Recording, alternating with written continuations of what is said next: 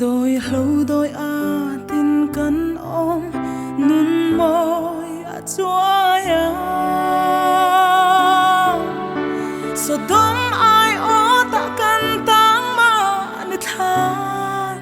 lain pham hun bi ban lovin pham khoa kan loi me ke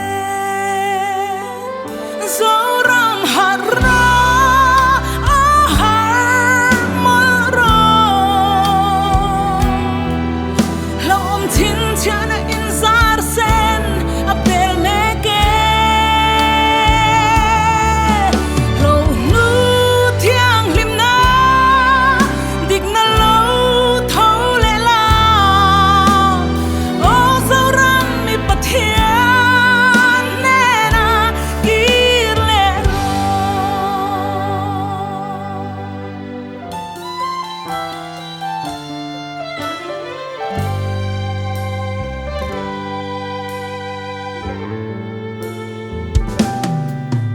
nôm trên li bụi ya nuam u min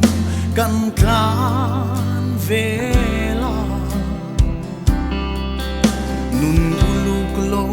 ra singin ram chan a thu e bun zai re lo ram le na min kiam lam ma pan nam chem lovin sualin kan ram marun meke zo ram har ro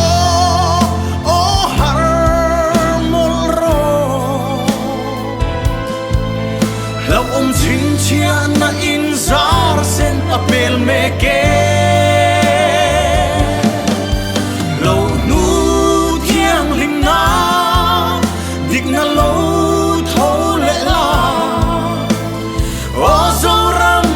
thiên nê na kia lên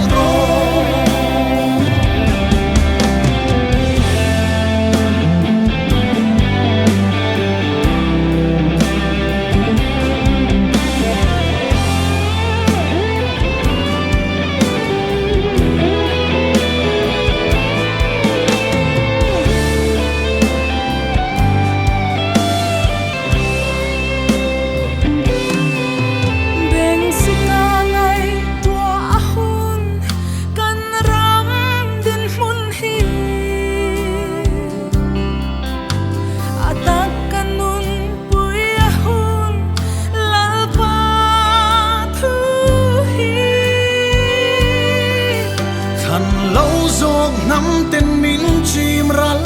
mà nghe ya hồ kul chelai siam train ram nuam siam ang